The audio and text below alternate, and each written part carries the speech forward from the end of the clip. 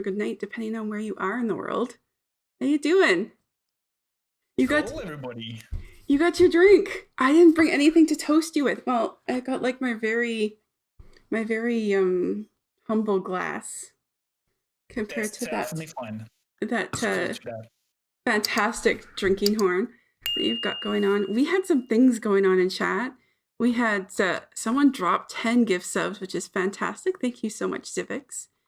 Enjoy your emotes, folks. If you all want to hear why a particular emote exists, feel free to ask. This one in particular, sometimes people want to know why we have a damn it Kaj emote. But Why? enjoy the emotes. If you want to use them on Discord, make sure you join our Discord because then you can use them everywhere. So how are we all doing today? Thank you so much for the raid, Cormacer. I want to get rid of the R on your name. I'm curious what the R means. Like, what does the whole name mean together? I think it's more of a pronunciation thing because it's an old Norse Icelandic name that I picked up ages ago when I did some reenactment and medieval fighting.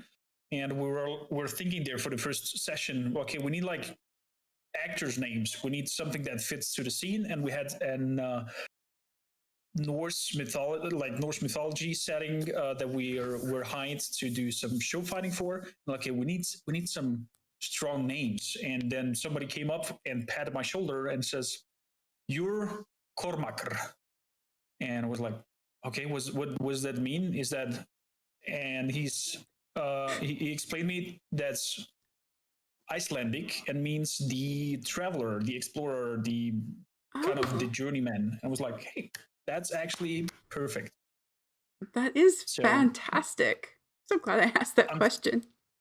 I'm sticking with that name since ages. Like it's my acronym wherever I go. Fantastic. So just so y'all know, a lot of you came in with Cormacer, so you know a little bit about him. But I asked him to describe himself.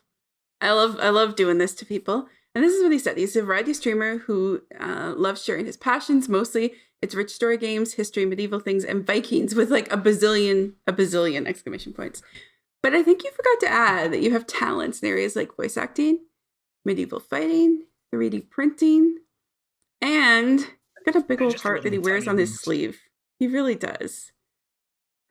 So those are some things that kind of he forgot to mention when talking about himself. He's a little humble. This Definitely, guy.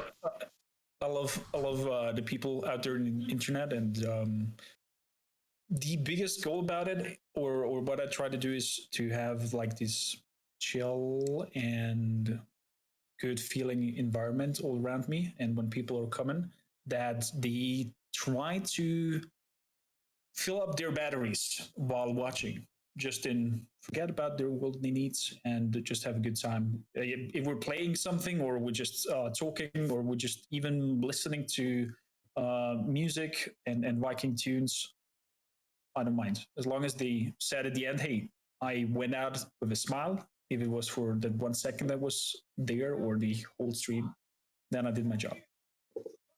That is fantastic. I have a couple questions for you. How'd you get started in streaming? Sure.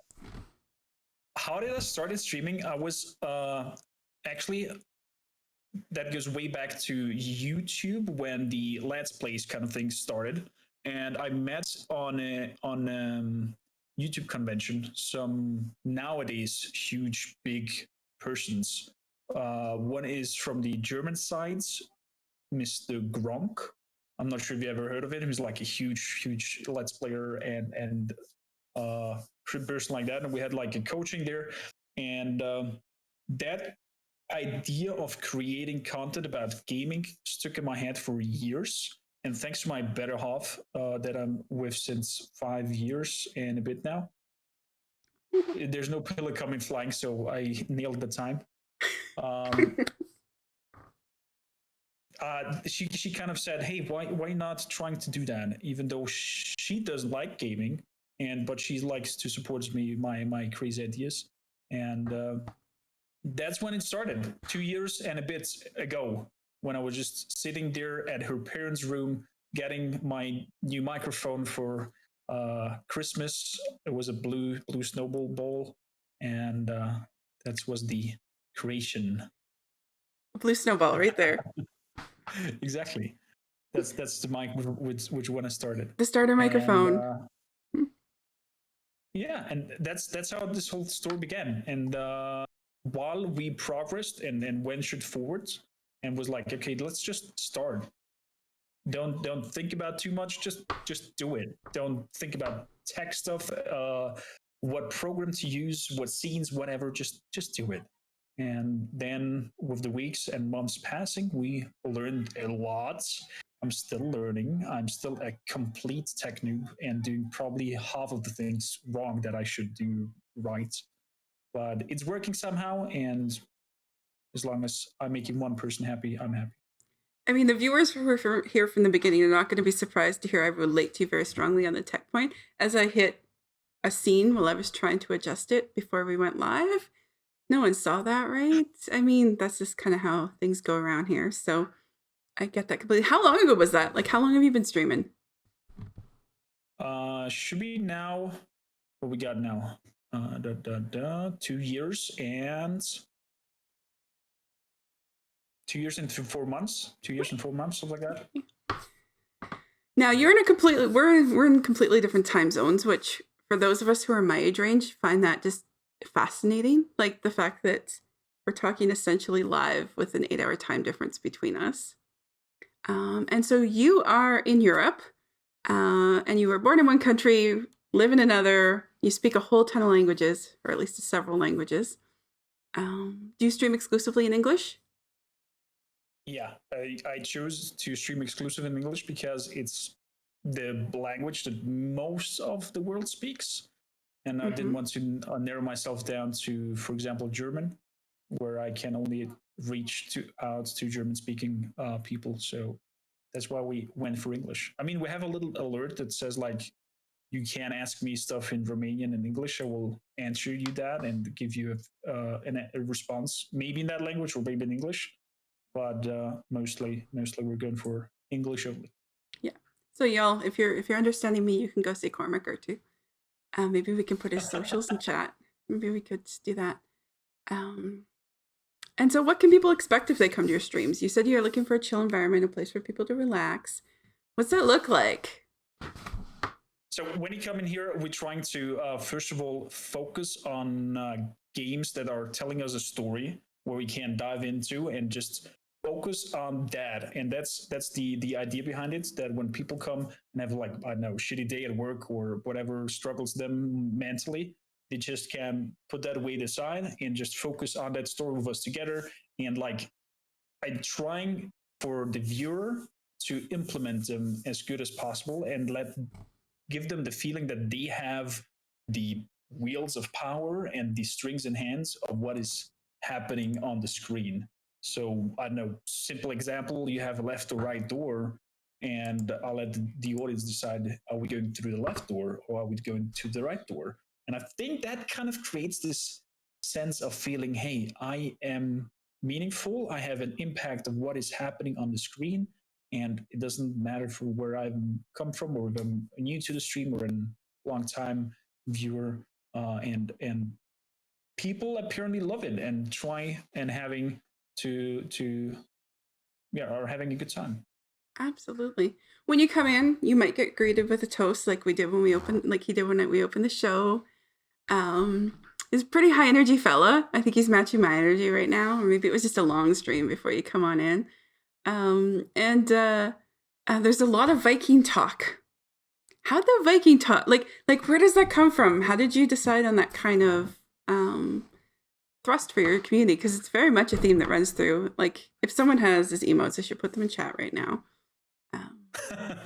I mean, I can drop a few, but the idea of why we went for the Viking theme and all these Norse mythology stuff is basically just because of my mentality on how I run, and I'm not really a lot into religion stuff and all kinds of beliefs. I'm like, let people live whatever they make, whatever makes them happy.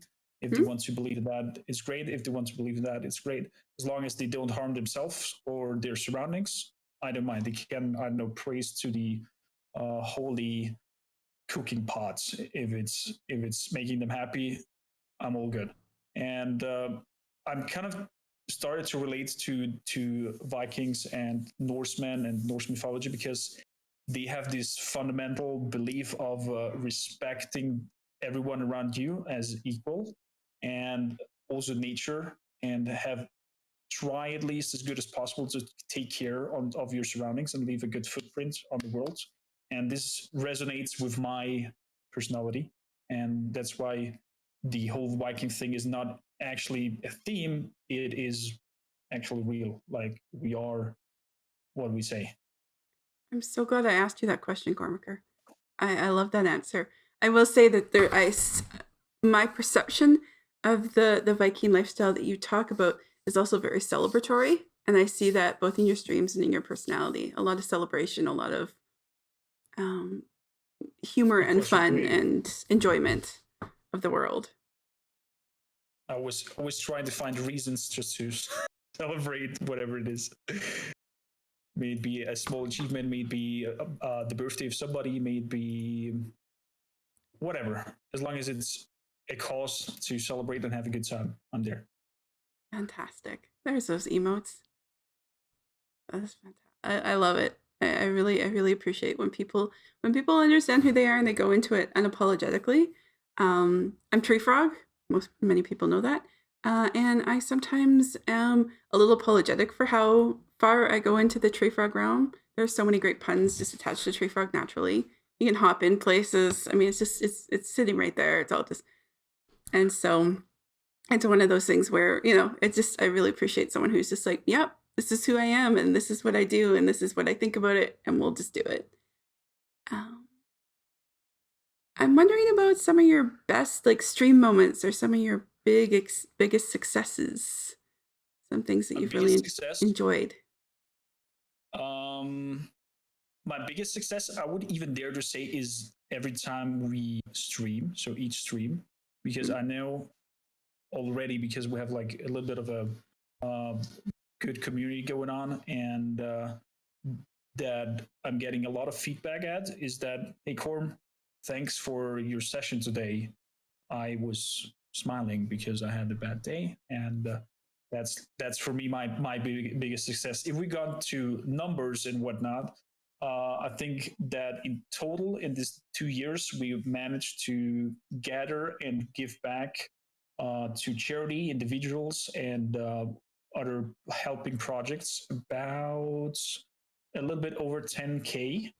So that's for me my biggest wow. What I said, holy crap, we're a huge, like, we're like a small community, but we can have such a huge impact if we are pulling all into the same direction.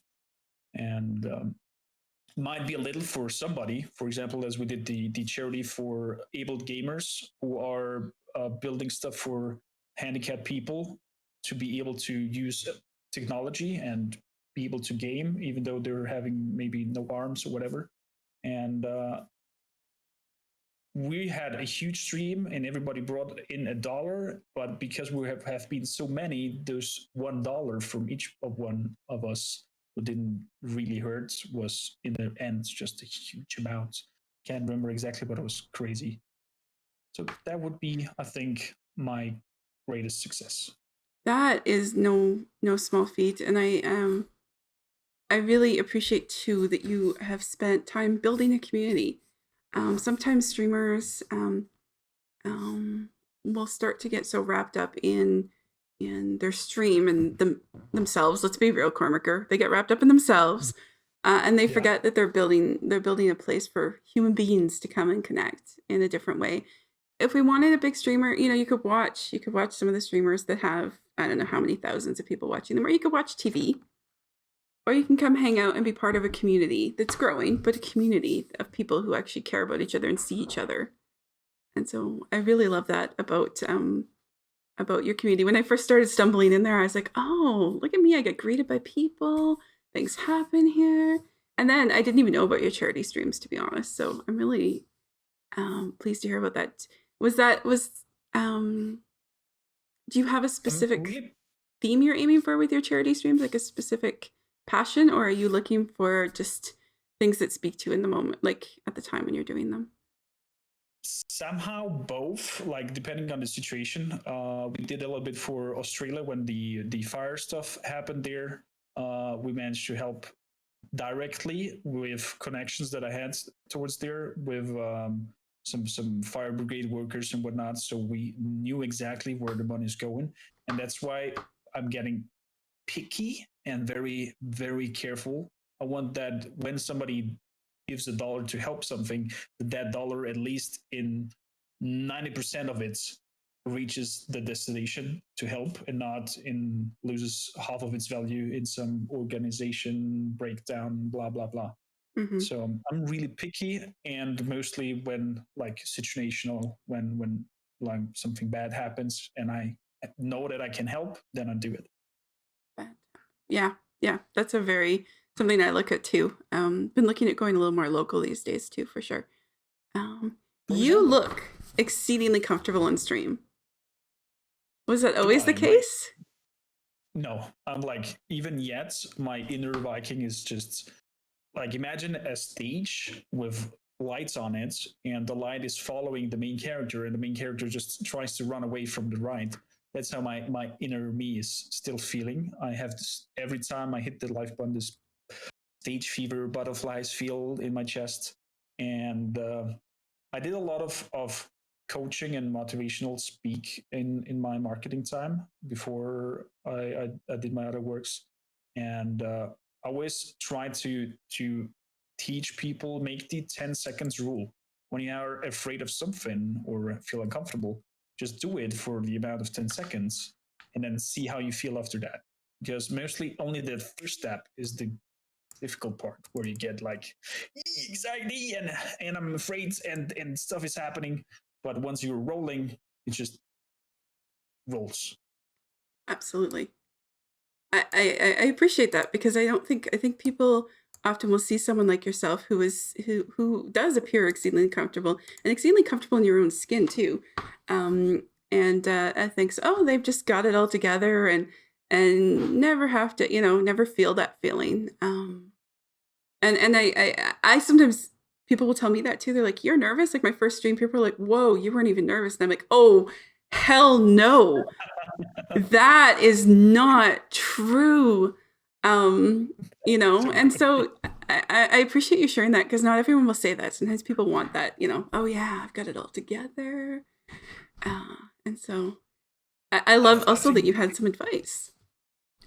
I think even when somebody says he gets all together, I don't know. I it stinks somehow for me. It's like, is this person for real? I don't believe him. Yeah. It's like this little fire sparkling and anxiety would be too heavy spoken, but like this little of a little bit of a stage fear is always there. Yep. I think that that's really, and I think sometimes it keeps us sharp and keeps us from getting bored or boring. Oh yes, oh You yes, know, oh yes. it keeps us motivated. I feel like.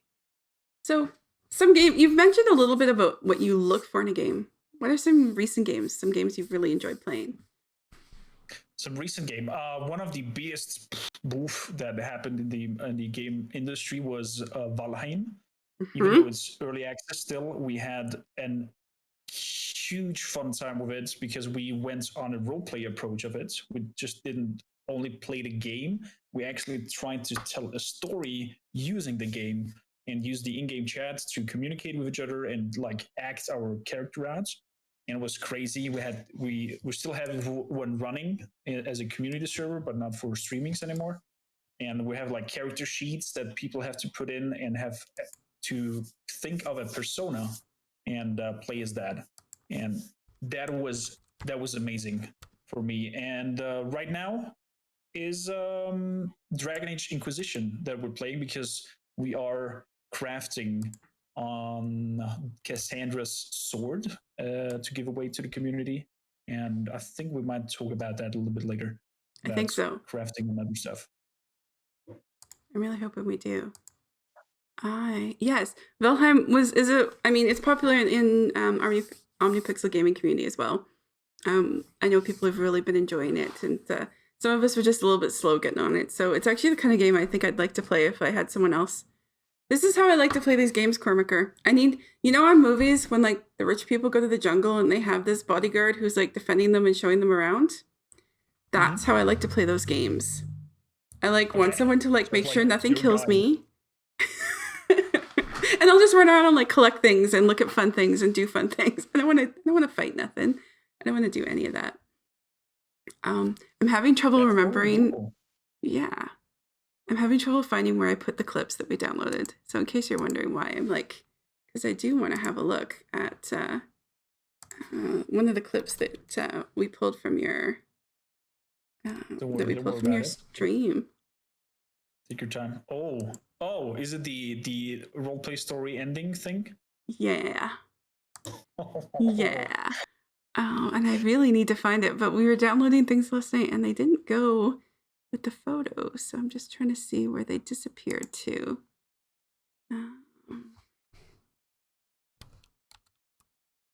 So for those who will see, that is here we go. I'm a very emotional person. It's fast moves. When I'm playing, I'm living the moment. I'm mentally somehow in the game. And imagine when I know scenery is there and they present it in a very cool way, and you see the wind coming up and the grass halms are starting to move into and coming towards you. My brain gets so out of place that I actually feel that wind breeze on my body, even though there's nothing. And that's how immersed I get into when I'm playing. And I'm like, I'm living the moment. I'm there. That is fantastic. That is fantastic. And I found the one. I just have to find now the right one.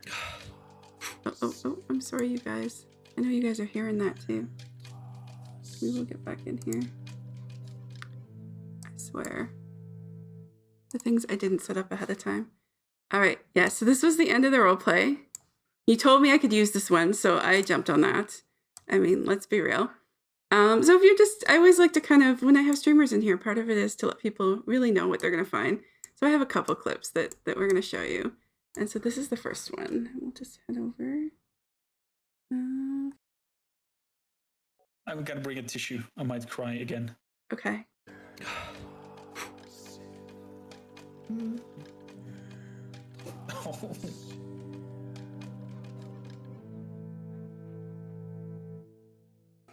That's how immersive I get with games. Ooh.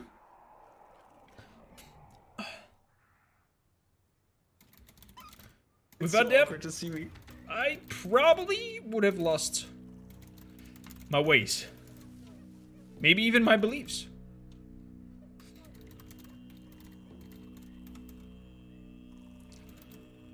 So we hang together this last test of yours. May you accept us in Valhalla and deem us worthy to feast and to drink all together. Whew, I'm sorry, Chad.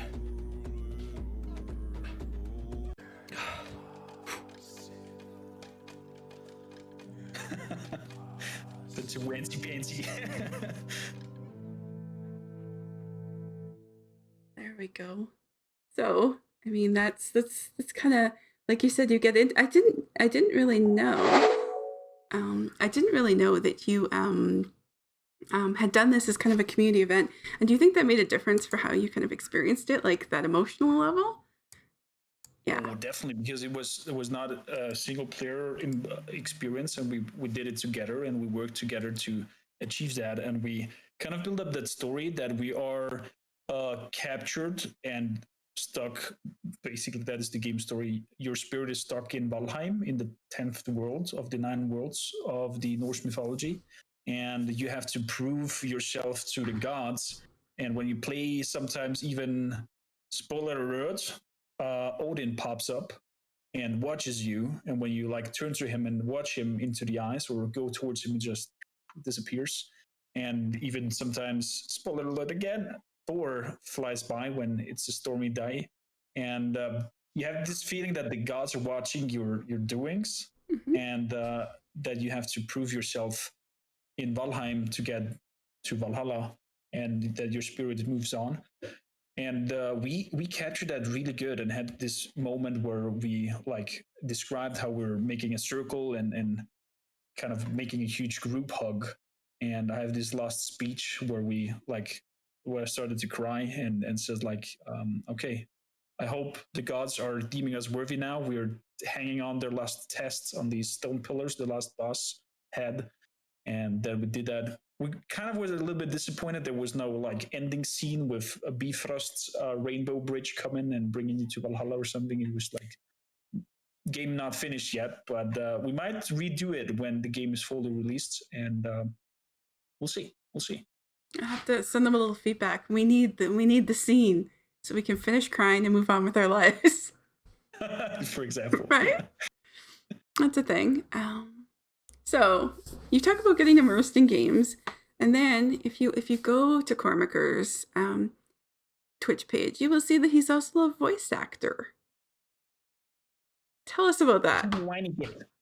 So it all started actually with a giggles when I met the game developers of Viking Vengeance. It's an action RPG that's coming out in 3 days actually, and we had a good talk, and we got to know each other a little bit, and I helped him to promote his game on a gaming show. What happened in Vienna once a year, something like a very slow, very very small Gamescom, you could say. And we got friends there, and he was like, Cormaker, I kind of find your voice moving and relaxing. Do you want to have it in the game? And then I just freaked out. I was like, what? Me in the game? I'm not worthy. What? Why will my voice? What's happening there? Blah blah blah. And I just got nuts from there. And yeah, now I will be in the upcoming action RPG as a character actually called Coremaker, who looks low poly graphics just like me, and will have my voice in the game. I'm not sure if he will be helping the player or fighting the player. That is like a surprise from the developers. But we started with that gig, and then I stuck to that idea and was so bold as to reach out to upcoming games.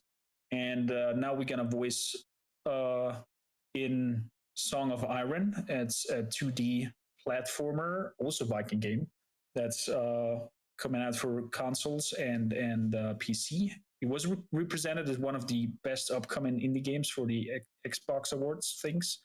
So I'm kind of proud with Joe for that project and being part of it. And from there, just slowly started to roll. Now we have like 4 or 5 games, something like that, that my voice is being part of. And I don't know, maybe that will open up some doors for future bigger projects. And my fingers crossed. I'm open for everything.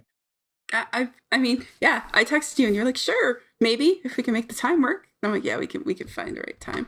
So I get that. That's a really exciting thing. So if y'all are playing Viking games and you think you hear Cormaker's voice and the game is released like this year or next year, you're probably right. That's probably his voice.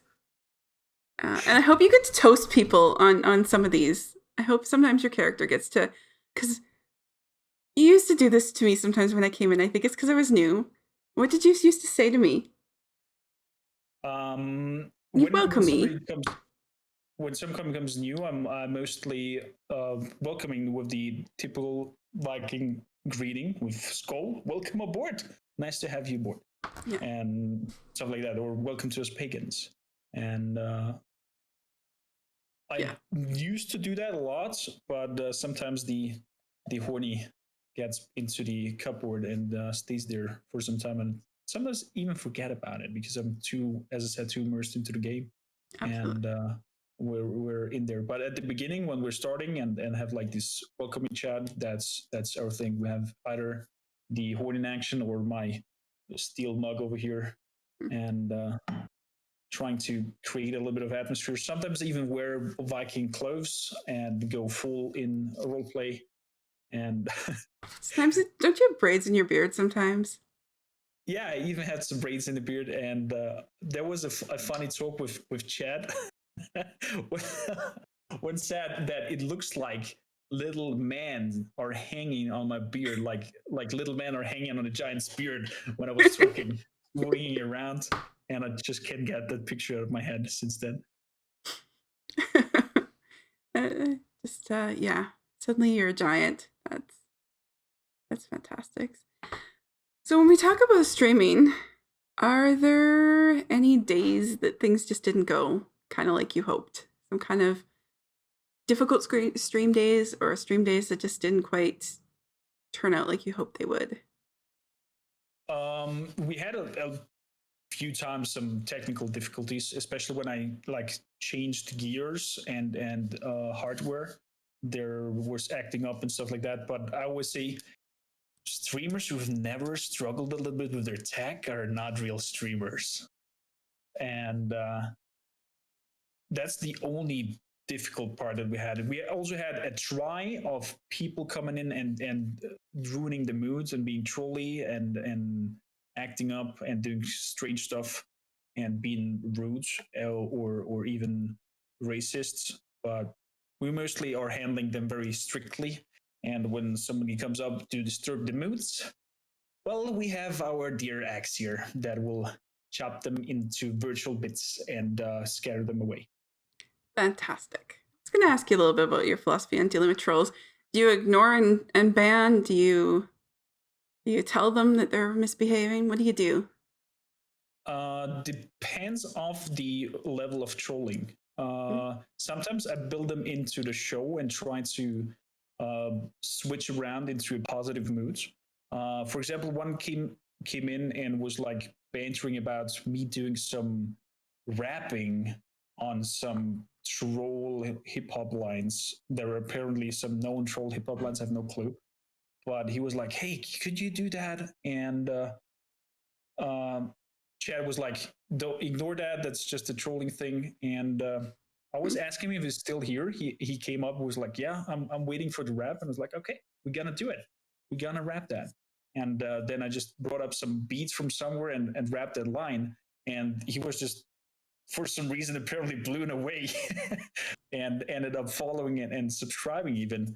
And yeah, depends on the situation. If it's like these typical bots thing where you get the feeling there's no person behind it, then yeah, we just swing Mjolnir and hit the ban hammer. That's how we call it. And would be done with it. If it's an actual person who's trying to be hard funny and it's maybe only funny for him, I tried to explain him or give him a warning that that was not okay. He should take care of his uh, vocabulary.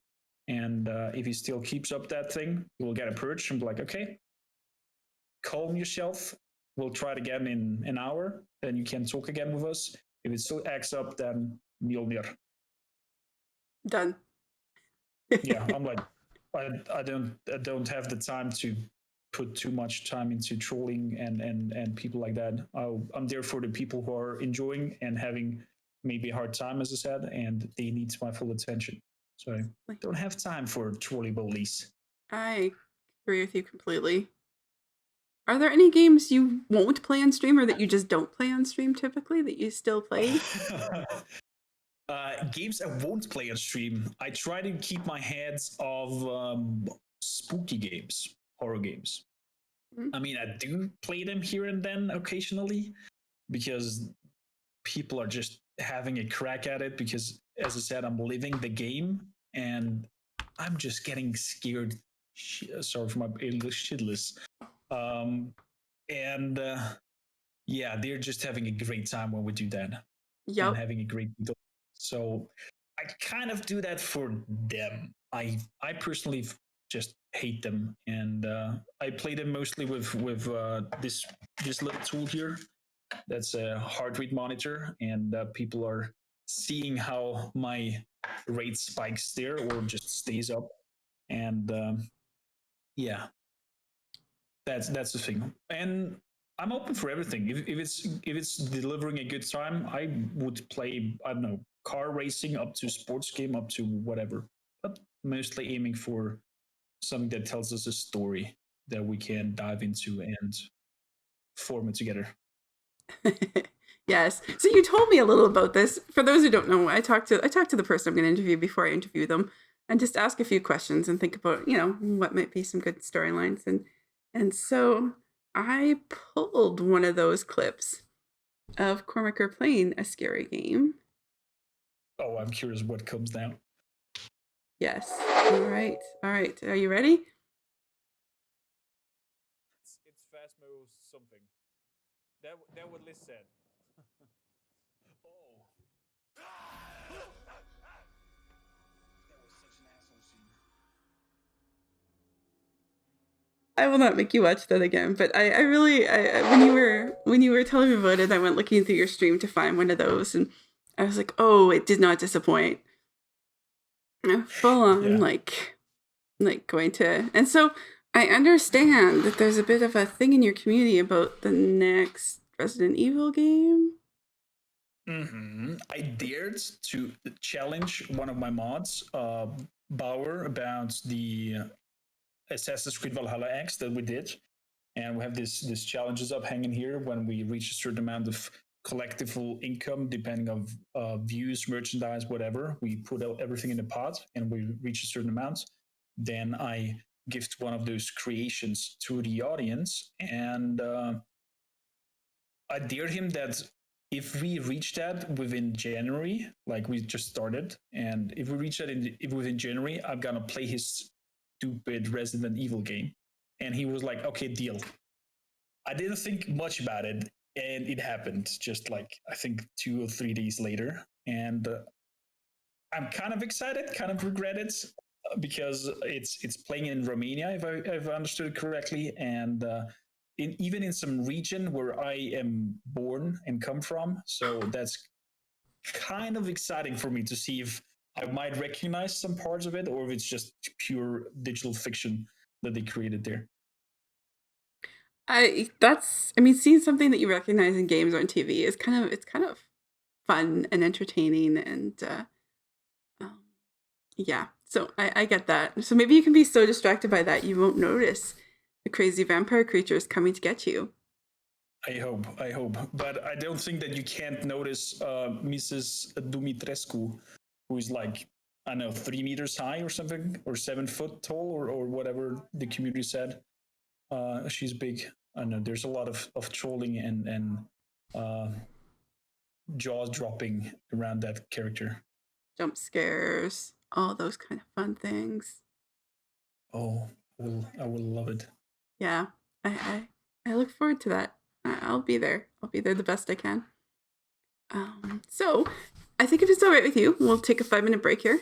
We'll just take a moment, relax for a Totally second, okay. refill our drinks if we need to. When we come back, we're going to discuss gratitude, giveaways, 3D printing, and medieval fighting. Yeah, you should talk to Cormaker sometime. He's very, very.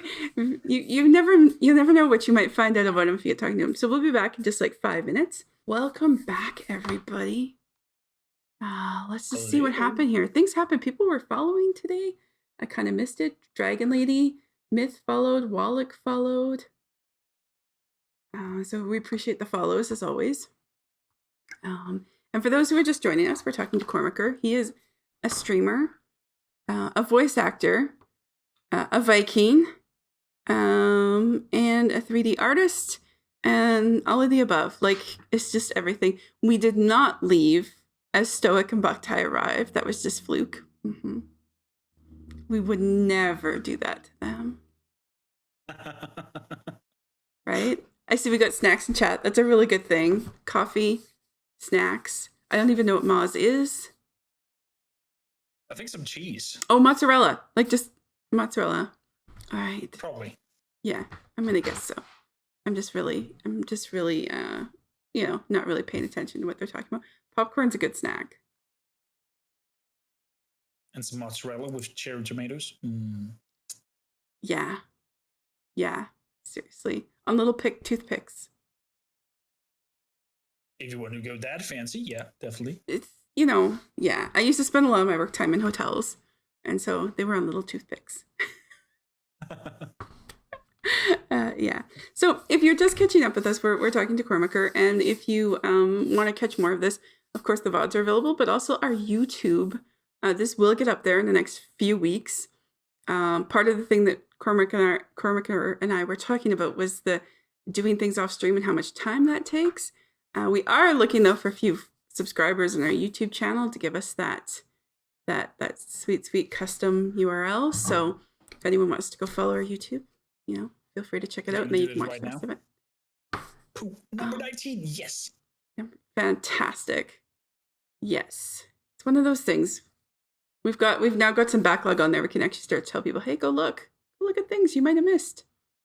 So on the break, we were just talking a little bit about streaming and the off-air part of streaming.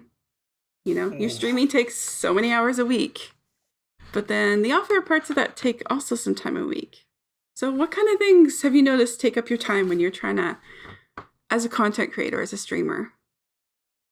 As a content creator, I think the begin when you start is the worst one, because you're like putting a bazillion hours before you can even stream your first minute, because you have to set up the microphone, you have to set up your inputs, outputs, that everything sounds good, that everything works, that when you speak in there, that the audience hear you in some sort of respectable quality, and that just everything blinks what should blink and not the auto destroy button.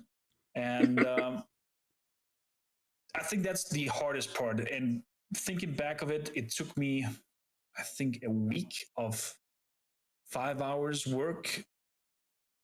So 7 days of 5 hours work, maybe even more, to just put my head around the concept of this whole thing and how it works, and bring out the softwares that I need for streaming, and bring out all the software parts that I need to make, and then watch bazillion of YouTube videos and tips and how to make them. And it was just like a streaming for dummies for me, because I'm a very bad tech guy. And was like, okay, he's clicking on that, let's go click on that. He's clicking on that, let's go click on that. He's switching that, let's go switch that. And that was me basically setting everything up, and it was a hard work, really hard work. And then you hear that, like, Boktai, one of our co-owners here at OmniPixel, is an audio engineer. And you're like, oh, maybe I can improve this. Like, there's always that aspect, right? You're always kind of aiming to improve. Then there's commands, notifications, alerts. What does all that look like? And all that, if you keep it up to date, it takes time. It takes those kind of things. Is there a part of it that's like your favorite part, kind of off-screen streaming, that you really enjoy? Not really, since I'm not really a tech person. I would love to just have it like updated on its own and just read my mind and do the things that I want to have before I like hit that start button, and not like plan even half an hour, maybe even an hour before stream in to set up. I don't know. For example, before we came over here and rated the show, we had a dev talk and just said a simple command about with exclamation mark dev talk and the link to the game what we are talking about and stuff like that. It's like little nudges, but in total it's like an hour poof pass by like nothing. Absolutely. Like, absolutely. How quickly those can go. If only it were possible, it would make your life so much easier. Why don't you show off those commands, Boktai? We got a couple in here too. We haven't done that yet. So and that's I was, when you stream, people will often kind of like, oh, Cormaker for partner or Treefrog for partner. And my thing about that is the only reason in the world I would want to be partner is to be rich enough to pay someone to deal with my Twitter account. This is my goal in life. To hand my Twitter account to someone else and say, here, you take care of Twitter. I like Discord. I'll be in Discord all day. If you want to find me, check Discord. If you want me to ignore you, message me in Twitter. I won't see it for weeks sometimes. Yes, Little, you can get paid for take care of social media.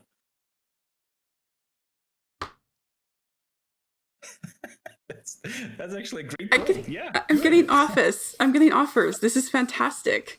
I mean, we may have to work on that. So yeah, and it's interesting because I think people sometimes think you just sit down, you hit the button, right, and then it's like I've known some people not in my community, but other people who are kind of like, well, I don't understand why they say it takes so much work, and I'm like, oh, it's a lot of work. Yeah, yeah. And we were And talking some, yeah, I think the bigger you get, or the most events you are coming through, the easier it will get, because you will have then somebody who will help you manage your whatever social media or mhm, postings and whatnot, and then you can actually focus on the content creation, and all the around stuff just falls together because you have a person doing that, a person doing that, a person dealing with this, and you just actually come to the point where you just click the live button and everything works. you become a manager of people more than the person who's doing a lot of the work, on air talent, that kind of thing. I'm the on air talent. I got Cormaker knows. I got people helping me all through this, and it's really helpful. So when we got talking, as we said, we talked beforehand, and when we were talking, you were talking about how you feel about people who come to your stream. Yeah, And so can you talk a little bit about the people who come to your stream, what you think about that, and I'm very humble about persons who show up, be it a second, be it a minute, be it the whole stream, because it's sometimes my brain can even um, capture that information, how that works, because I personally do not really have the time to sit down and watch streams. Sometimes I watch YouTube videos or VODs, or catch up with stuff over clip bits and whatever on social media. That's the time I can afford to hang out in those things, because yeah, work and my better half and private life and other stuff going on. But I'm just freaking amazed and happy when just someone comes in and be hi. It's like, whoa, he's coming in. He's noticing us. He's spending time to just say hi. I mean, it's just very plain and simple and blank, but in my inner Viking, just like yelling there and hitting his shield and being, whoa, very happy. And yeah, that's I think how I innerly react to people spending time with me and giving an interest and an idea about what we're doing. yeah, it's I couldn't have put it better. When I heard you talking about it, I was like, yeah, that thing right there. I agree with that. So for y'all who are here today, right now, both Cormaker and I are feeling that. We're like, wow, you guys chose to spend a little bit of time with us today. You have how many channels live on you on Twitter right now? You have how many TV shows or whatever? What how much content's on Netflix? And you're here with us. So we feel that. And you kind of have a unique way to kind of think and to give back. You do some Yeah, giveaways. we're established a constant line of a constant line of source support and goods that are coming in, and we're having giveaways that we can do basically each stream. I think even we have that much we are covered for this year already. And as a little token of give back for people hanging out, I always give them the chance to win a free game. It's a random game key that my bot kind of makes up and poops out. I have the fun part about it is I have no clue what I'm giving away. So the viewer who gets it will come back and be like, "Whoa, I want this, or I got this, or what the hell is that?" And it's fun. We just had it recently, like 2 days ago, I think it was. I Somebody won a game that I, for example, have on my wish list, and was, I think, Ancestors, a monkey game. We have like a monkey family that you create and play as the monkey mom or dad and try to guide around your tribe. I think it's called Ancestors. And he was like, "Oh, thank you. I have that on my wish list. Oh my god!" I was like, "Whoa, I have that on my wish list too." That's how I have no clue what I'm giving away, kind of thing. And yeah, I'm happy to be able to give back because that's important, and I just want people to feel appreciated for their time that they're sharing. Absolutely. I think that's like a tiny bit that I can do. I mean, it still doesn't add up to their giving and what they're doing, but yeah, it's like something I can do. Well, sometimes it's about, recognition, recognizing and asking and telling people, yeah, we see you. We know you spend your time here and thank you for that. Exactly. So sensitive, Boktai, Lopez, Little Hurtis. Hmm? We see you. We do see you. Now, there's been some bigger giveaways too. Let's talk about these. I don't know if you're watching the stream right now, but this is actually to be honest, this is the picture on Twitter. I was on Twitter. Look at me on Twitter.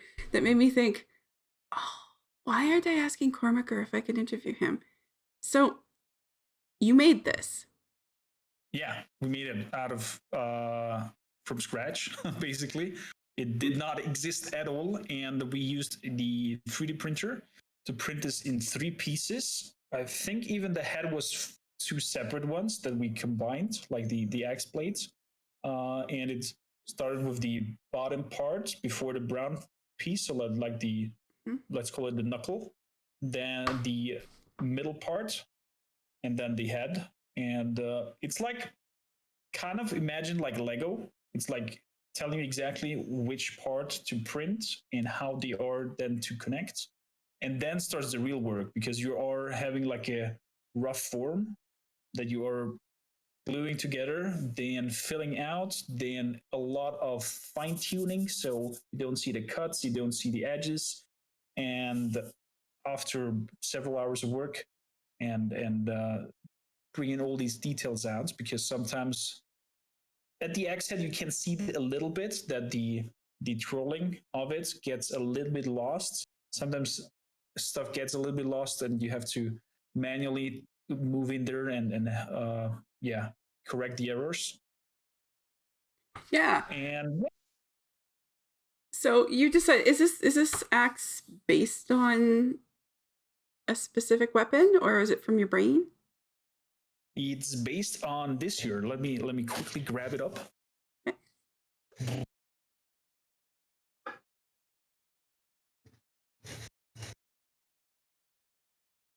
It's based on the axe from Ivor from Assassin's Creed Valhalla. And since we did a playthrough for Assassin's Creed Valhalla, I was like, hey, why not have something special for the people who are enjoying this whole game and series to have at their home as a collectible that is unique and no one else has.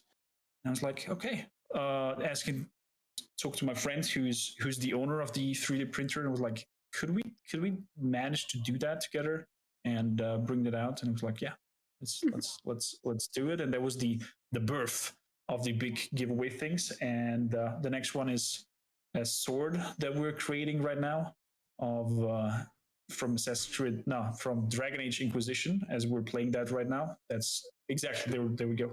That's the rough form of it.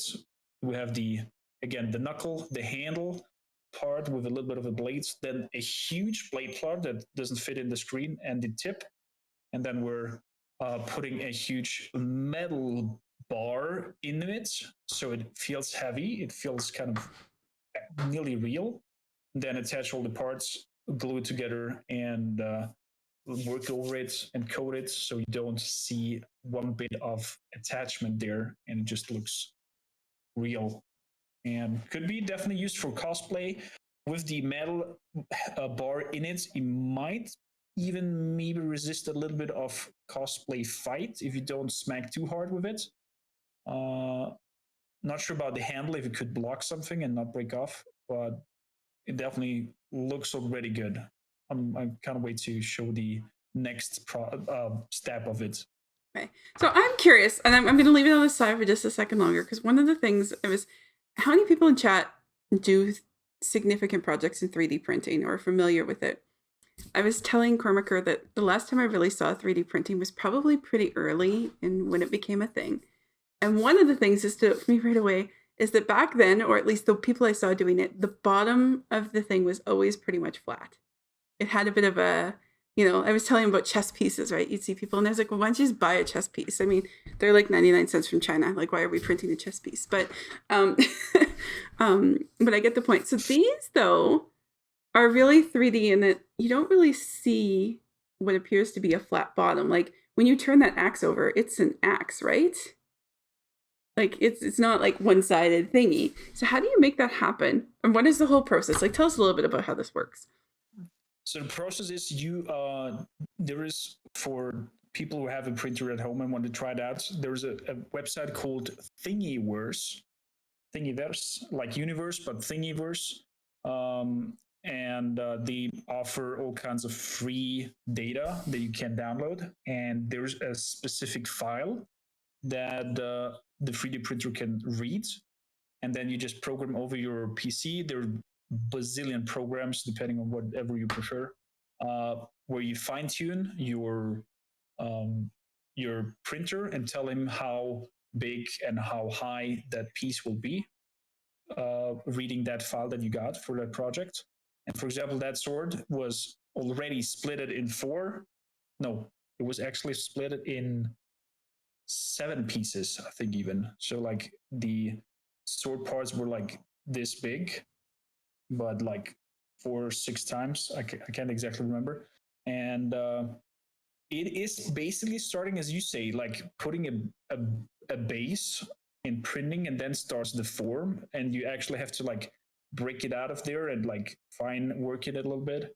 And it's not coming out in that shape as you can see, for example, the tip. It will start with making the bottom part of the tip and then leave a hole in the middle. Hopefully, sometimes the 3D printers act up and start to do shenanigans. And then you have to manually work a little bit with tools to like drill a hole a little bit longer into it to be coming up with the metal bar until to the top. So the heavy weight is pulled through and stuff like that. So And when you're printing this, just the tip of the sword that we can kind of see quite well in the picture, is that printed in the way we're seeing it right now? So kind of like this. Okay. See, I always imagine it on its side. I always imagine, because I don't know, I don't imagine them going that high. So I'm really glad that I asked you about this, because I'm super curious about it all. It depends on the printer. They like have a limit on heights and widths, like how big they can print. Mm-hmm. And based on that, it will then put your project on the belly, and you have to work it from there and make like maybe 2 halves of the sword tip, and then glue them together and get that 3-dimensional. And I have there 30 times 30 times 40 in centimeters that the printer can work. Okay. Like that's the way of how big or thick or height can go with. So for those of you who's thinking inches, that's about 12 by 12 by about 16. Give or take. That's a rough estimate from a Canadian, because we kind of know both. And know neither really well. No, you know how that goes. All right. So then this is kind of a little further along in the process, right? This is what it'll look like. That was actually before that previous picture. Oh, because it's already been painted a little bit in the second picture. That's the we used some black resin material, some sort of plastic mixture that get melted by the printer and then gets formed by it and very precisely placed. And that's how it roughly looked like. There's like missing 4 middle blade parts that are still in the process in that picture. Hmm. So the sword is actually huge. Like upper body for me is the blade. I might even, I'm not sure if people will see it on the camera, but I might have the possibility to pull it really quickly up of my body putting the black parts together. Where we have it should be here. Just one quick second. There we have it. So this is how huge it is when you have it in your hand. Wow. like full long sword size. And I'm not sure we can do a sheath where we could put the sword in. We'll think about it, but we'll I think just leave the sword, and people can win it if they're Dragon Age fans, by just hanging out with us. Nothing special to do there. They're already supporting by hanging out, and hopefully we'll find a new home to somebody happy about something like that. So, if you're a Dragon Age fan, you should probably be following Cormaker right now. If you're not, so how do you do those giveaways? How do you enter? How does one choose? It's very plain and simple. Once we reach that goal up there, that's right now, we've done 500 said, depending on whatever income comes there, like sub bits, Patreon subscriptions, buying merchandise, whatever income comes, I register and put into that poll up. And once we have this threshold of 500, I'm hoping even that I'm done with the store before we reach that. And then I'll just post in my Discord the announcements, and then we have a giveaway bot where you just react on the announcement with the emoji, and it will register you, and then just after a certain amount of time, automatically picks one winner. And then I message him and be like, "Hey, you won." And if I don't get a response within like 48 hours or something like that, then I'll pick another one. Right. So, when you're designing these, are you designing?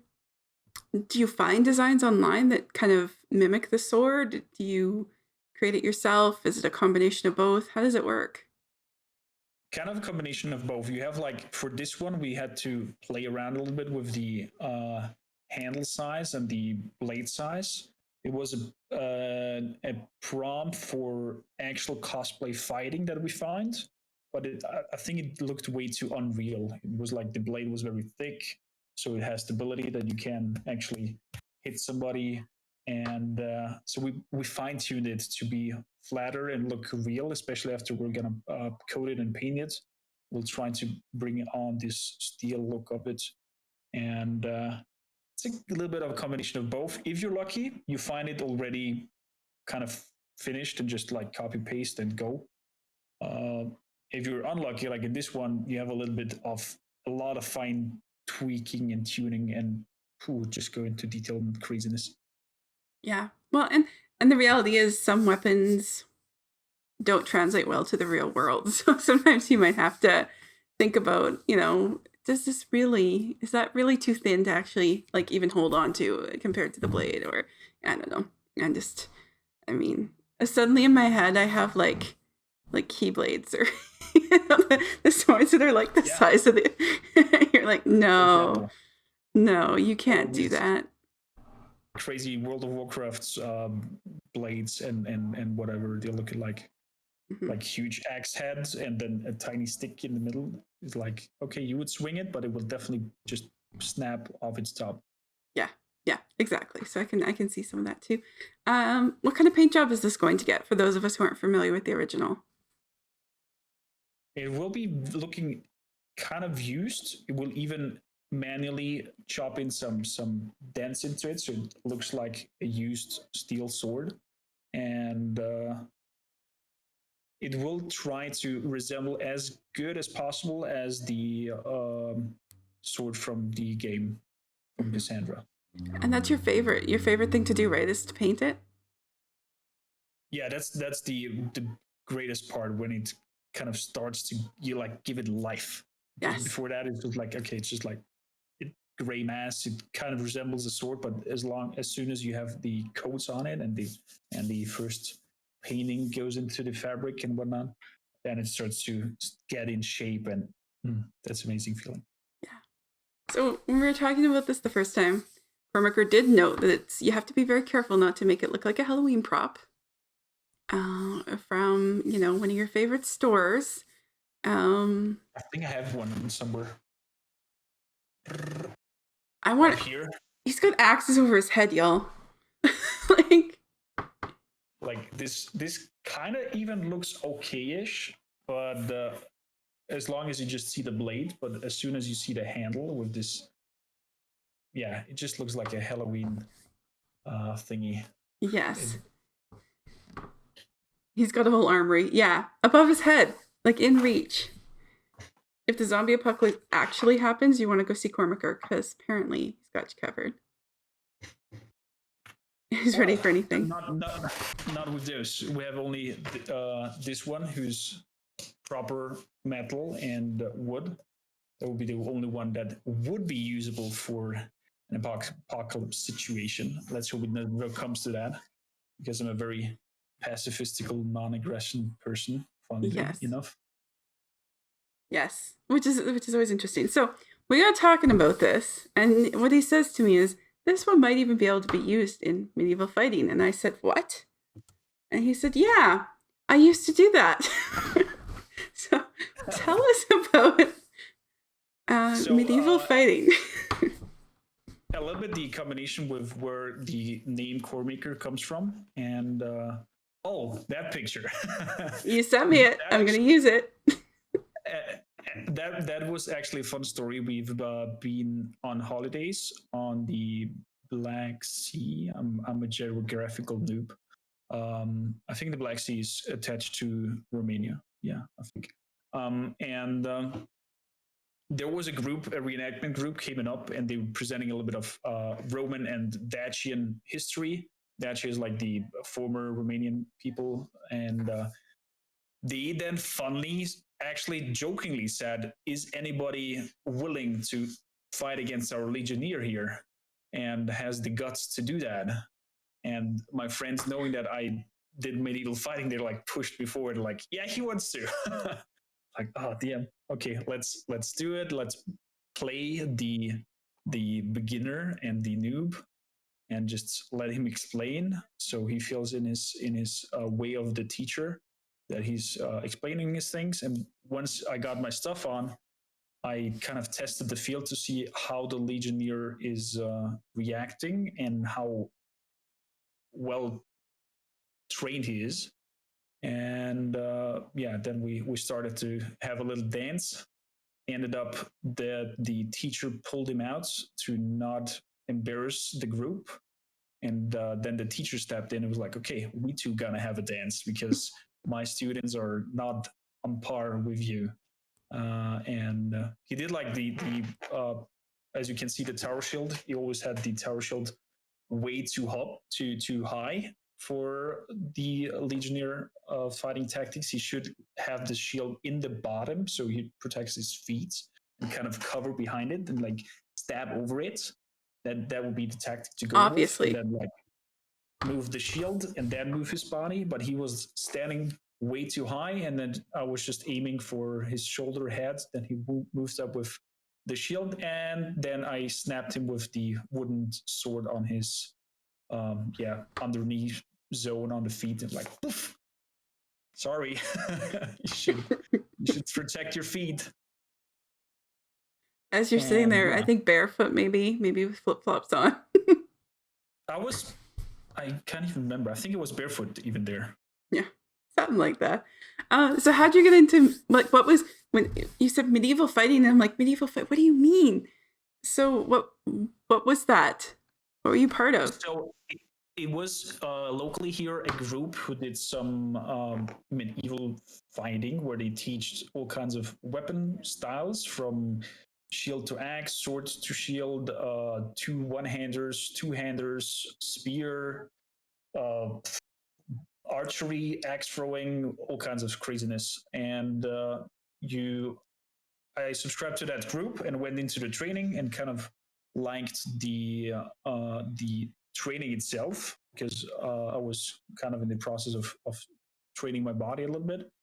And that's where it started. And after several weeks of coachings and trainings, he was like, okay, we have our first gig. We're gonna be hired to come and do a show act for an excavation site over here in Austria with some antique and Roman buildings. And they have like an half functioning amphitheater from the Roman time that they kind of rebuilt. And we're gonna be there presenting as gladiators. And that's when the whole part started, and where, as you say, for the shark, you licked the blood, and then I kind of just barged into this whole thing and was at every possible convention and medieval action was possible. And then we even went up with the group to some actual proper medieval fighting, not only show fights, where like some national groups was fighting against each other with full plate armor and real bashing. So yeah, my bones did suffer a few damages on the journey. Like broken bones or bumps and bruises? Luckily, only the what's that called? The Collarbone. collarbone. That Clavicle one got sometimes. broken. That's a rough one, And actually. and I'm not sure the camera might show it, but somewhere in on the head parts, I got two scratches. One from the bottom part of the axe got stuck in the upper part because I was a little bit too fast in our show and was one step ahead of my colleague, so I was too close and got the axe in the head. But yeah, luckily that was the only break, but a lot of bruises and like shaken bones. I'm not sure how the English term is. It. Yeah. It's like before breaking, but like the core of it was just shaken. Right. Yeah. Some injuries and sprains and all sorts of challenges. I get that. So, what were your favorites? Like, what were your specialties or the things you enjoyed the most? My specialties was the X fights, of course, and the X and Shield. That was the thing that I learned. And my favorite part was actually that's a fun story. We had an reenactment show where we were some barbarian tribes, man, and while after we did our show, the boss of that comes in and we're like, okay, we have a problem. My knight is not showing up. He's stuck in traffic and some bad accident happened and he will not show up. Is anybody able to ride a horse? And little tipsy core maker was grinning and was like, I can. I had no clue about horses and no clue what I have to do, but I was eager to have action. And yeah, they dressed me up in a full knight armor and had like 50 to nearly 60 kilograms plus on me. Then he came up with this crane and lifted me on that horse. And when I was on there and getting the lance and the shield in, I was, okay, how does that thing start? Do I like tell it to start? Do I whisper it? Do I like make this typical "Hia" and it starts running? And then the squire, I asked the squire, I was like, how does that function? And he just looks at me very shocked, and he's like, okay, just squeeze your legs a little bit and give it like a little nudge with your feet, and it will. It's trained the horse. It will do this things on its own, and then I'll do that. The horse starts running at my opponent, starts running at me, and for the show, the lances are sawn. So when the impact happens, it splinters and it just looks very spectacular. The problem was that I could barely hold that lance, and my lance was like just wonking around, and it looks very funny. And I kind of hit his shoulder, but past him, and he hit my shield, and his lance starts to sprinkle, but somehow the wooden pieces stuck in each other and do not break. So the lance stays full and just pushes through my shield, hits my chest, and knocks me off that horse, and I just make a backflip and land on my belly there. And yeah, I think like a huge bruise on my whole chest was the consequence of that. But it was fun. That was my most exciting moment because I was on a horse I was never on before and wear full plate armor that I've never had before. I am so glad you're still here for me to interview. Like, I'm still glad because it sounds like sometimes you were using the excitement part of your brain rather than the thinking part of your brain. Just a little bit. Yeah. I love it that horror movies scare you, but you hop on a horse, pretend you know what you're doing, and just like go jousting at each other. You know, it's like, well, yeah, that's it. I don't know. That's human versus human kind of thing, that's not very scary for me. But when it comes to like spoopy, crazy monster stuff, then You I'm out. you Like, should have been scared, Cormaker. You should have been scared. Anyway, that's fine. Oh my gosh.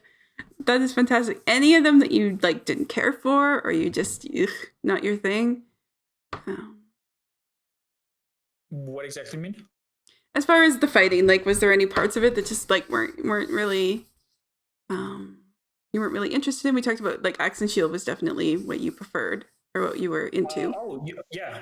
The stuff that I was not into was this whole knighthood thing, like this full plate stuff. I just felt like a turtle, like a walking tank, and I couldn't barely walk. I couldn't move. I couldn't be flexible. I couldn't like jump around. Like in that picture, being barefooted and having nothing on me, I was very quick on the feet and was able to maneuver. Mm-hmm. And that's what, when we went into these kind of things, then I was kind of meh. But yeah, we still did it because I knew this was just like a short period, and this whole thing gets off, and the whole surrounding of it is actually the greatest fun when you like hang out then and have some medieval tankards and self-made beer and food from there. It's amazing. Yeah, I bet. It's funny because usually when you watch people play video games, you always kind of. It's not very often you watch someone play a video game who could actually maybe do some of that stuff in real life. Just think about that, y'all. Like you're watching a video game, and actually he could do some of that stuff in real life, where most of us really we couldn't. So I think that's a really interesting part of just what you bring to the gaming world. Do you ever find yourself critiquing games based on what you know about battle? Yeah. Sadly, yes. Yes. Sadly, yes. I was like, why are you doing that? It looks so unreal, or that feels so unreal. And sadly, sometimes I kill my own fun by doing that. Sometimes the more you know, as I learn more and more about writing, I'm not the funnest person to watch movies and TV with. I'm like, oh, it's terrible. Or, what the hell are they doing? Zero foreshadowing. What this plot device? What are they? Bad storytelling. I will tell you too. My brother was a fencer at the national level in Canada for a while as a teenager, and he would talk about that too. He'd be like, I think he said the best one he actually ever saw on TV was The Princess Bride for actual accuracy. But yeah, that whole idea about this is so bad. This is so bad. Like all these sword fights on TV, they're all doing this, and all you'd have to, like you said, all you have to do is right in their stomach, they'd be dead.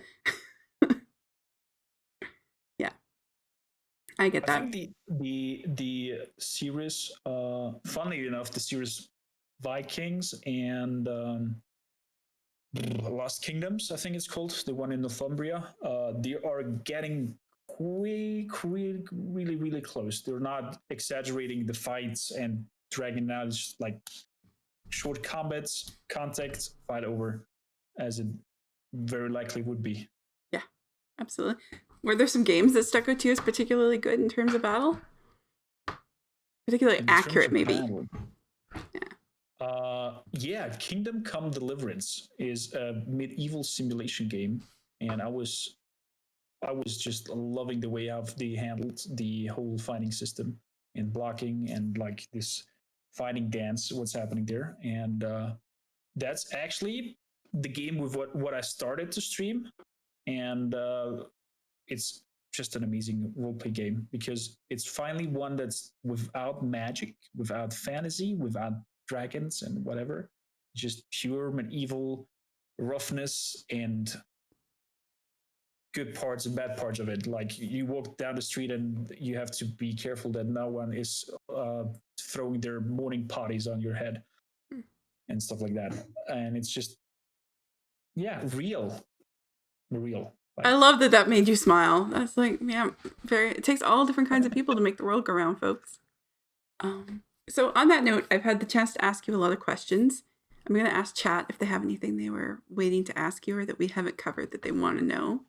But we'll give them a minute to see if anyone has said anything. Sometimes I ask those good questions. No one has anymore. But, that's definitely a possibility. Open book. What are you playing next? You're playing Dragon Age right now? Dragon Inquisition, Exactly, the third part. right?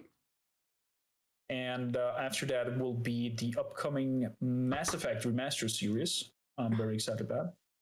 And that will be also the next tool and prompt that we're gonna create. We have like a equipment part of the N7 thing, like a pistol replica that we're gonna create um, for cosplay again and Yeah. for collectors people to have. My favorite mead, and if I like mead, yes, but I'm very picky on that because I got a lot of delicious self-made meads from these whole events that I was part of, and all these that are made a little bit spicy, that'll have like a little bit of a chili tune to it or something. That's where I enjoy the most, Box Eye. Nice. Anyone in chat also like mead? I can't say that it's really my thing, but that's okay. It's interesting you brought up Mass Effect because where I'm from, I live currently in the birthplace of BioWare. And so Mass Effect is kind of a, like, when you get involved in gaming communities, there's people around who've worked on them. I'm a writer, and so when you get into local writing communities, there's people who worked on writing the original 2 games, right? There's people who, you know, you get to see speak about some of that. And so it's always kind of interesting to have that kind of hanging around our community. And then there's kind of this feeling about now that BioWare is not an independent entity, that maybe something has been lost in our community because of that. But it does hang around our community, so it's kind of like gold standard around here. People love Mass Effect. It's like our thing. Of course, because it was, in my opinion, amazing writing. Even though the third part got a little bit of a bad side from fans of their ending, but I think Bioware did a good job there. That was the so-called glorious golden times of Bioware. Yeah. And I hope they recover because they had some really good writings going on, especially with the Knights of the Old Republic, and even a very unknown game that I kind of really enjoyed was, I think it was called Jade Empire. It was written by Bioware. It was some Chinese Japanese kind of story game. And yeah, I hope they recover with the remaster and just lift up from EA's shadow. I hope so. I hope that does happen for them. It's one of those things that just kind of hangs around my community all the time, and I hear about it, and you get kind of excited by the talent in our community. So that's kind of why I think I get so excited about it. So some people in chat are liking mead. Some people had it yesterday. So we've been talking about that. Do you have a cool horn though? I'm actually assuming the horn is only for water, but maybe I'm wrong. The drinking horn, like in real life. It's actually mostly for mead, but since I'm on a low profile when it comes to alcohol beverage at the moment because of training, and we just try to limit it to the weekends, it sadly doesn't come so often into action. But Right. it's either mead or water in there. Yeah, I get that. And yes, we did see that. We got a choo-choo going on.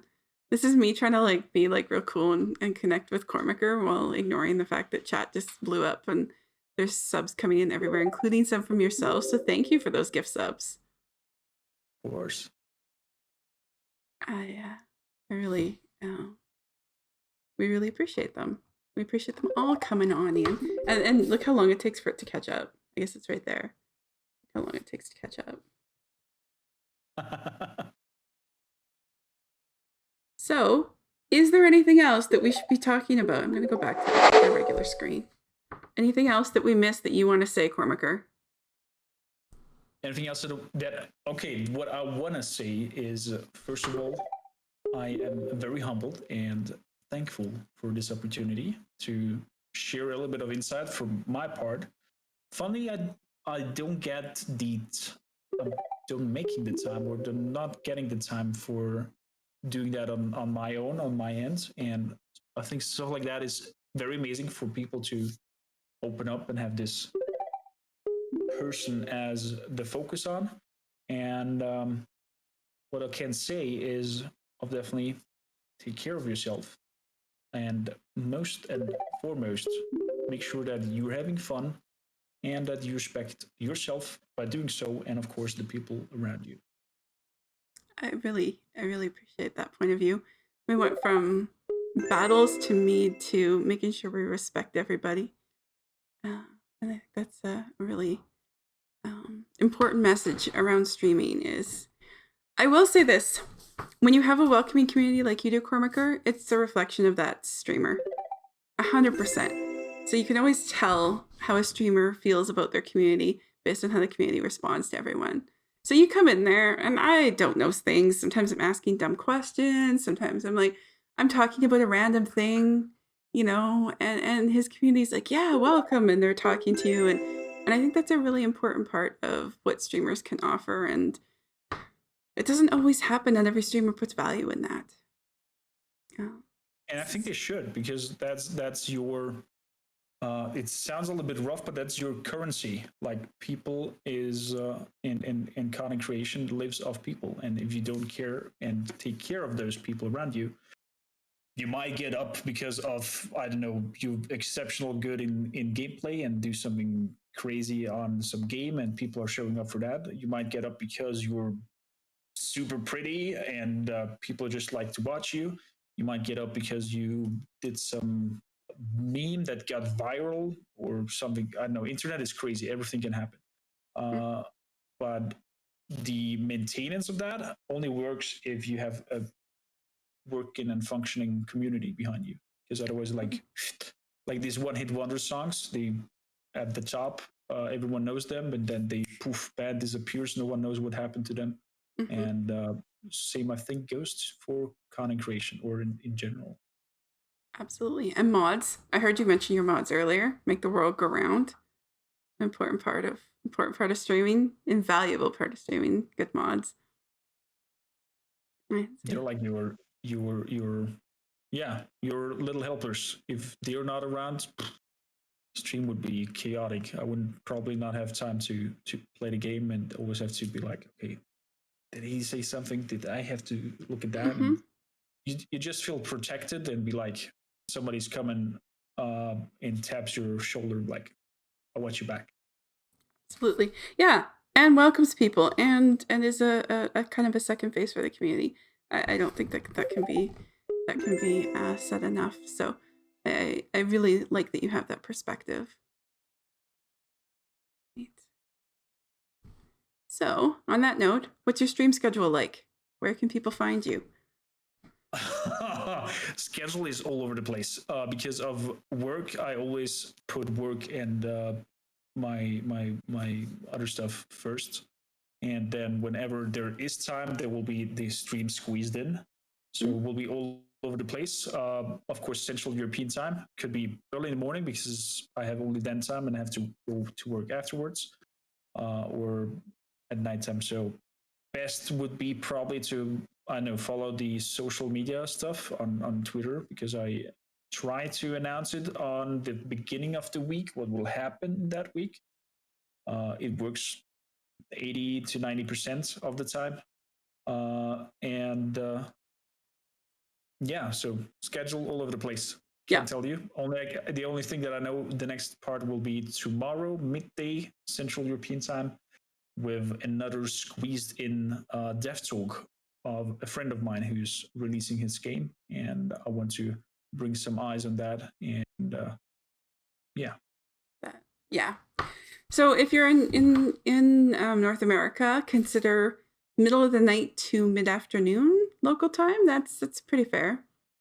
When we're here, OmniPixel, because there's more than 6 of us streaming. There's about 8 of us who stream on here right now. We typically have something most weekdays, usually evening, but sometimes not. Days like today where things are, I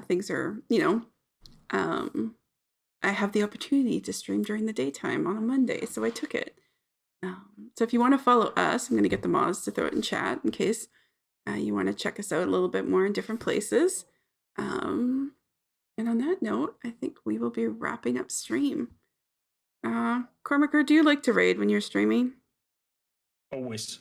Yeah. Always like to find new people, and especially I'm looking mostly for people I've never rated before. Sometimes in category, sometimes completely out of category. And I'm aiming for at least a camera, somebody who's having kind of category, sometimes completely out of category, face that shows me that they are having fun. A camera and maybe 1 to 2 viewers or 3 viewers to just Mm-hmm. be like, "Tada!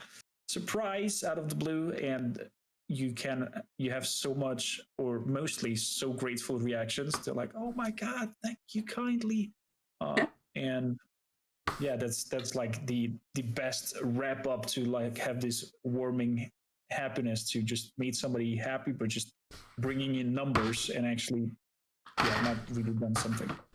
Kind of spreading the love, right? Like I feel as streamers sometimes we're all in this together. I mean, we're doing the same thing. We're heading the same direction. I've raided a few people before who didn't know about raids, and that was fascinating. One of them, he was like the beam, like on his face. It was like he was a new parent or something. It was like amazing. He's like, "What is happening? You brought people here to see me?" And I was like, "Yeah, we brought people here to see you." Wow, that's fantastic. That's so cute. I loved it. I really did. I appreciated it. I was just gonna look for someone for us to go raid. And also, you appreciate getting raids too, right? It's exciting stuff. Of course. Yeah. Of course. Like, there's bazillion people streaming right now, and they picked me to bring over their community. And then I try to tuck them in and like ghost hug them and be like, "Okay, you're now in a safe place. Whatever it is, we're having your back. We're protecting you. We have a shield wall around you." And whether they stay then and not, that's up to them. I'm happy about saying hi to the raider, and if that's staying at that, it's all good. If it's forming new friendships out of that, jackpot. Fantastic. So on that note, we can pick who to raid. I have 2 people in mind. One is someone I've only been around a couple times. They're called VGA Amateurs, and they are doing a talk show podcast, and their topic is Xbox the hero we need? And they just started, like they just went live a second ago. Also, I don't know how you feel about Elder Scrolls Online, Skyrim, but I do have a friend, Red Viper Boy, who's streaming that right now. So I don't know if one of those appeals to y'all or not. What do you think? I would say the Elder Scrolls, because I'm not a huge console fan. Okay, that's a good point. That topic, though. It is some topic. Yeah, so it is. I think so. I would, you know what? We're gonna release. Viper is just moved. He's a small streamer, a longtime friend of mine, but a new streamer or newer streamer. And I always kind of like being a new streamer. Kind of always makes my day to I think about it. So on that note, thank you again so much for. Thank you for humbly having me here. Thank you for the amazing community and audience that you guys have. And I felt very comfortable and heartwarming. And thank you. So when people are nervous, I will just tell them Cormaker said that I'm fine and I'm not scary at all. Y'all can trust me. Actually, I'm so thrilled we did this because I learned so much about you. Because our stream times are bad or our times are bad, I don't always get to watch you very much. When I do, it's like 20 minutes here and there. And so I've learned so much more about you, and I'm just so excited to continue being part of your community and watching your streams when I can. Thank you, Gandhi. All right. Out we go.